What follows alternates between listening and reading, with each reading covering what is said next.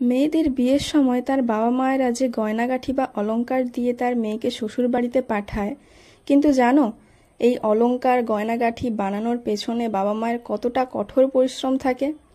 সে যাই হোক, আমি আমার বাপের বাড়ি থেকে কোনো অলংকারই নিয়ে আসতে পারিনি, তাই আমিও ঠিক করেছিলাম যে আমিও আমার বাবা মায়ের মতো কঠোর পরিশ্রম করে আমিও অলংকার বানাবো। আজ সেই দিন চলেই এলো। আমিও কঠোর পরিশ্রম করেই এই গয়নাগাঁঠি অলংকার বানাতে এসেছি। তো আমার একটা খুব ইচ্ছা ছিল যে আমি একটা কানের ঝুমকো দুল করব।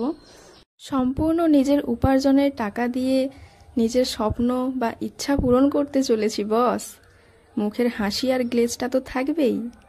আমি সব রকম কালেকশন আর ডিজাইনগুলো দেখছিলাম যে আমাকে কোনটাতে মানাবে। আমার সাথে গেছিল আমার বর আর আমার শাশুড়ি মা। তারাও ভালো করে খুঁজে বেছে নিচ্ছিল কোনটাতে আমাকে বেশি মানাবে। তো আমি সবগুলোই পরে পরে দেখছিলাম, তোমরা দেখতেই পাচ্ছ।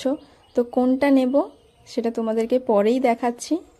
এবারে এলো কাগজের ওপর আমার নাম সাইন করার পালা। যখন সাইন করছিলাম তখন আমার বুকের ভেতরটা না ধুকপুক ধুকপুক করছিল। আর একদিক থেকে আমি প্রাউড ফিলও করছিলাম। আজ যদি আমার বাবা বেঁচে থাকতেন তাহলে আমি বাবাকে গর্বের সহিত বলতাম যে দেখো বাবা, তোমার মেয়েও কিছু করতে পারে। তুমি সব সময় বলতে না যে তোর দ্বারা কিচ্ছু হবে না, আমিও পেরেছি বাবা। আমাকে দুটো পেপারে সাইন করতে হয়েছিল, কারণ আমি শুধু কানের নয় আরও একটা জিনিস নিয়েছিলাম যেটা আমাকে আমার শাশুড়ি মা তৈরি করে দিয়েছে, যেটা আমাকে আমার বিয়েতে দেওয়ার কথা ছিল, সেটা আজ আমাকে দিয়ে দিয়েছে। আমার বরের একটু আফসোস হচ্ছিল কারণ এতগুলো টাকা চলে যাবে। তো আমি কোন কানেরটা নিলাম সেটা তোমরা নেক্সট ভিডিওতে দেখতে পাবে। ভালো লাগলে লাইক কমেন্ট শেয়ার করে দাও। টাটা।